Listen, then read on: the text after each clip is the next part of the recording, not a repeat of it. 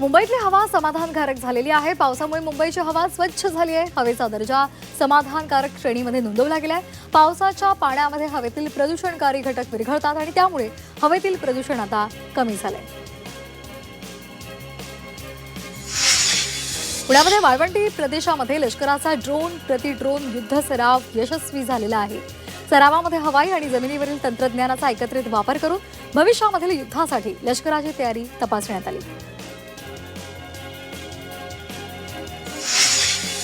पुण्यातील पुरंदर विमानतळ प्रकल्पासाठी भूसंपादन झालेल्या जमिनीचा मोबदला शेतकऱ्यांना मिळणार आहे। शेतकऱ्यांना प्रति एकरी 1 कोटी रुपये भरपाई देण्याचा प्रस्ताव प्रशासनानं मांडलाय।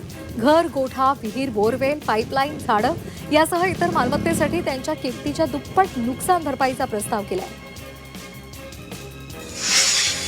राज्यामध्ये 7 नोव्हेंबरपर्यंत हलका ते मध्यम पावसाचा अंदाज आहे। अरबी समुद्रामध्ये पुन्हा कमी दाबाचं क्षेत्र तयार झाल्यामुळे महाराष्ट्रामध्ये पावसाची शक्यता वर्तवली आहे। अरबी समुद्रातील हवामान बदलामुळे कोकण, गोवा, मध्य महाराष्ट्रामध्ये पुढील काही दिवस पावसाची शक्यता आहे। मुंबईमध्ये 7 नोव्हेंबरपर्यंत पावसाचा अंदाज वर्तवण्यात आलाय। मुंबईसह ठाणे, पालघर या भागामध्ये हलक्या ते मध्यम पावसाचा अंदाज आहे। त्यामुळे काही दिवस तरी मुंबईकरांच्या उकाड्यापासून सुटका होणार आहे। छत्रपती संभाजीनगरात गेल्या 24 तासात हलक्या पावसाची नोंद झाली आहे, तर कमाल आणि किमान तापमानामध्ये बदल होण्याचा अंदाज हवामान विभागानं वर्तवला आहे। किमान तापमानात लक्षणीय घट नोंदवली जाणार असल्यामुळे नागरिकांना लवकरच थंडीची चाहूल लागणार आहे।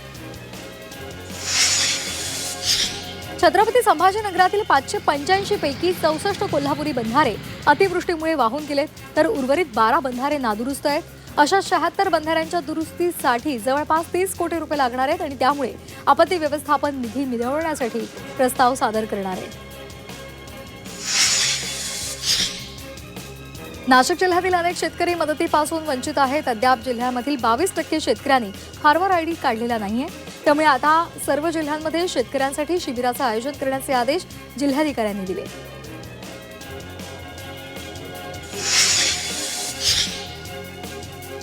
हिरवी मिरची आणि काकडीच्या दरात वाढ झाली आहे। घाऊक बाजारामध्ये मागणी वाढल्यामुळे हिरवी मिरची, काकडीच्या दरात वाढ झाली आहे। तसंच इतर भाज्यांचे सुद्धा दर स्थिर असल्याची माहिती व्यापाऱ्यांनी दिली आहे। नाशिकच्या येवल्यामधील द्राक्ष बागांना पावसाचा फटका बसला। हवामान बदलामुळे द्राक्ष बागांमध्ये फळधारणा केवळ 30% आली आहे। त्यामुळे द्राक्ष उत्पादकांच्या चिंतेमध्ये आणखी भर पडली आहे। नाशिकच्या निफाडमध्ये मुसळधार पावसाचा मिरची पिकावर परिणाम झालाय। अतिवृष्टीमुळे शेतातील उभं मिरचीचं पीक पाण्याखाली गेले, त्यामुळे पिकांचं मोठ्या प्रमाणावर नुकसान झालंय। मिरची उत्पादक शेतकऱ्यांच्या चिंतेमध्ये वाढ झाली आहे। छत्रपती संभाजीनगरमधील सावळ दबारा इथे एका घराच्या छतावर वीज कोसळली। विजेच्या धक्क्यामुळे घराची गॅलरीची भिंत कोसळली। स्फोटासारखा आवाज झाला आणि त्यामुळे आता नागरिकांमध्ये भीती निर्माण झाली आहे। छत्रपती संभाजीनगरमधील मराठवाडा विद्यापीठाजवळ विहिरीमध्ये एक मृतदेह आढळलाय। हा मृतदेह पोलिसांच्या ताब्यात दिलेला असून आता या मृतदेहाची ओळख पटवण्याचं काम सुरू आहे। या घटनेमुळे विद्यापीठात खळबळ उडाली आहे। जगभरातील तंत्रज्ञान क्षेत्रामध्ये मोठ्या प्रमाणावर नोकर कपातीची लाट उसळली आहे। एआयचा लाखो कर्मचाऱ्यांना फटका बसलाय। 2025 मध्ये तब्बल 1 लाखाहून अधिक कर्मचारी बेरोजगार झालेले आहेत। 2018 मध्ये कंपन्यांनी नोकर कपात 218 नोकरांची केलेली आहे।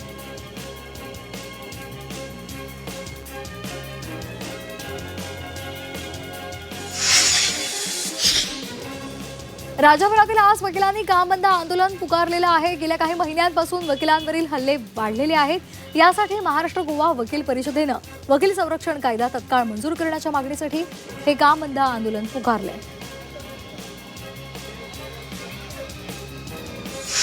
राज्यातील डॉक्टर आजपासून काम बंद आंदोलन करणार आहे। महिला डॉक्टर मृत्यूच्या सखोल चौकशीसाठी संघटना आक्रमक झाली आहे। त्यामुळे आरोग्य व्यवस्था कोलमडण्याची शक्यता आहे। विधिमंडळाचं हिवाळी अधिवेशन पुढे ढकललं जाण्याची शक्यता आता निर्माण झाली आहे। मनपा आणि झेडपी निवडणुकांमुळे मनुष्यबळाची कमतरता आहे, त्यामुळे अधिवेशन 10 दिवस पुढे ढकललं जाण्याची शक्यता आहे। महाविकास आघाडी विरोधात आज भाजपची मोठी पत्रकार परिषद आयोजित केली आहे। व्होट चोरीच्या आरोपांसंदर्भात भाजप गौप्यस्फोट करणार आहे। मंत्री आशिष शेलार पत्रकार परिषदेमधून महाविकास आघाडीच्या मोर्चाला उत्तर देणार आहेत। उद्धव ठाकरेंची आज पत्रकार परिषद होणार आहे। उद्धव ठाकरे मतदार यादीमधील घोळावर काय बोलणार याकडे लक्ष लागलंय। मातोश्रीवर उद्धव ठाकरेंची पत्रकार परिषद होणार आहे। 10वी आणि 12वीच्या विद्यार्थ्यांवर आता सीसीटीव्हीची नजर असेल। प्रत्येक परीक्षा केंद्रावर सीसीटीव्ही अनिवार्य करण्यात आले। कॉपीमुक्त परीक्षा होण्यासाठी हा निर्णय घेतलेला आहे। पंढरपुरात भव्य दर्शन मंडप उभारण्यासाठी राज्य शासनानं 130 कोटींचा निधी मंजूर केलाय। भाविकांना कमीत कमी वेळात विठ्ठलाचं दर्शन मिळावं यासाठी भव्य दर्शन मंडप उभारला जाणार आहे। राज्यामध्ये इलेक्ट्रिक बाईक टॅक्सी सेवा सुरू करण्यासाठी परिवहन विभागानं परवानगी दिली आहे। कागदपत्रांची पूर्तता करण्यासाठी ओला, उबेर, रॅपिडो या कंपन्यांना तात्पुरते परवाने सुद्धा दिलेले आहेत। तरी सुद्धा या कंपन्यांची बाईक टॅक्सी इलेक्ट्रिक ऐवजी पेट्रोलवरच वाहनं धावताना पाहायला मिळत आहेत। सिडकोच्या घरांच्या किमती कमी करण्यासाठी राज्य सरकारनं पावलं उचलली आहेत। यासाठी आज उपमुख्यमंत्री एकनाथ शिंदे यांच्या अध्यक्षतेखाली बैठक होणार आहे। या बैठकीमध्ये सिडकोच्या घरांच्या किमतीमध्ये 1.5 ते 2 लाख रुपयांची कपात करण्याची शक्यता आहे। मुंबईमधील प्रभादेवी पुलाच्या रेल्वेच्या भागातील पाडकामाची तयारी सुरू झाली आहे। सुरुवातीला मध्य रेल्वेच्या भागातील पाडकाम होणार आहे आणि त्यानंतर पश्चिम रेल्वेच्या भागातील पाडकाम होईल। या कामासाठी 78 दिवस ब्लॉक घेतला जाणार आहे। सार्वजनिक वाहनांसाठी स्वतंत्र पार्किंगची तरतूद केली जाणार आहे। त्यामुळे रिक्षा, टॅक्सी आणि शाळेच्या बस या वाहनांना स्वतंत्र पार्किंग मिळणार आहे। या संदर्भात विकास आराखड्यामध्ये पार्किंगची आवश्यकता बंधनकारक करण्याचा प्रस्ताव दिलेला आहे। कोस्टल रोड वाहतुकीसाठी 24 तास खुला झाल्यानंतर या ठिकाणी गाड्यांची वर्दळ वाढली आहे। तरीही वरळी ते वांद्रे सिलिंग दरम्यान असलेल्या खांबावरील दिवे बंद आहेत। त्यामुळे या मार्गावर अपघाताचा धोका वाढला असून या संदर्भात वाहन चालकांच्या तक्रारी दाखल होत आहेत।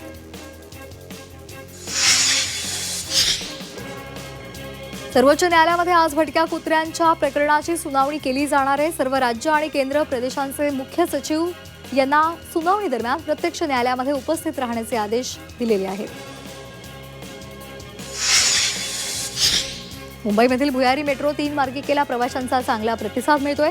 ऑक्टोबर महिन्यामध्ये या मार्गिकेवरून 38 लाख प्रवाशांनी प्रवास केला। तर या मार्गिकेवरून दर दिवशी 1,41,000 प्रवासी प्रवास करत आहेत। पुणे महापालिकेनं बेकऱ्यांना LPG, PNG किंवा विजेवर आधारित हरित इंधनाचा वापर करणं अनिवार्य केलंय। शहरातील वाढत्या वायू प्रदूषणाच्या पार्श्वभूमीवर हा निर्णय घेतलाय। हरित इंधनाचा वापर न केल्यास कारवाई होईल असा इशारा सुद्धा दिलाय। पश्चिम रेल्वेच्या शून्य भंगार मोहिमेअंतर्गत भंगाराची विक्री करण्यात येते आणि या मोहिमेअंतर्गत प्रत्येक विभाग, कारखाना आणि कारशेडमधील भंगाराचं साहित्य गोळा केलं जातंय। या भंगार विक्रीमधून या आर्थिक वर्षामध्ये आतापर्यंत पश्चिम रेल्वेला 302 कोटी रुपयांहून अधिकचा महसूल प्राप्त झालाय।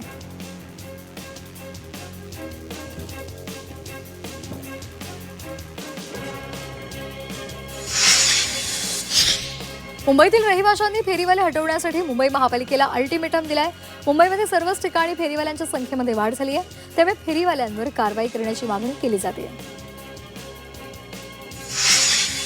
नाशिकच्या लासलगावात ज्ञानेश्वर महाराज मंदिरामध्ये कार्तिकी एकादशी निमित्तानं दीपोत्सव साजरा करण्यात आला। यावेळी रामरक्षा स्तोत्राचं पठण करण्यात आलं। मंदिर परिसरामध्ये तब्बल 501 दिव्यांची आकर्षक रोषणाई पाहायला मिळाली।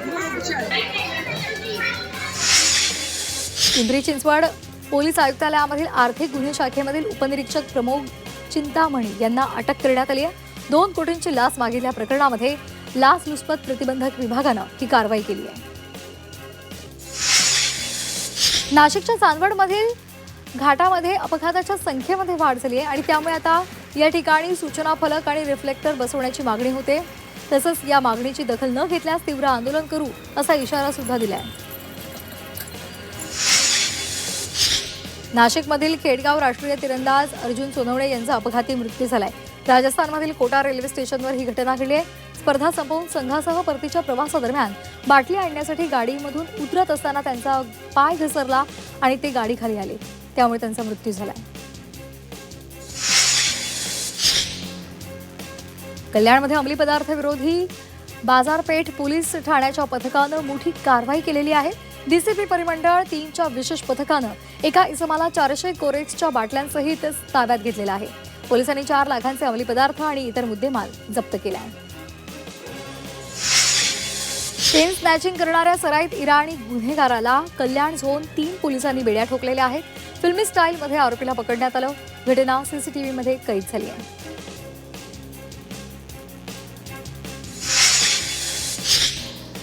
इंदापूर तालुक्यामधील चाणगावच्या हद्दीमध्ये भीमा नदी पात्रामध्ये महसूल प्रशासनानं अवैध वाळू उपशावर कारवाई केली आहे. तहसीलदारांच्या मार्गदर्शनाखाली महसूल आणि पोलिसांनी संयुक्त कारवाई करत वाळू उपसा करणाऱ्या बोटींना जलसमाधी दिली आहे. या कारवाईमध्ये सुमारे 25 लाखांचा अवैध मुद्देमाल नष्ट झालाय.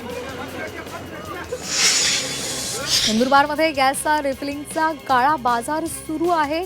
पोलिसांनी या कारवाईमध्ये 20 सिलेंडर, 1 इलेक्ट्रिक मोटर, 2 वजन काटे यासहित 85,000 रुपयांचा मुद्देमाल जप्त केला.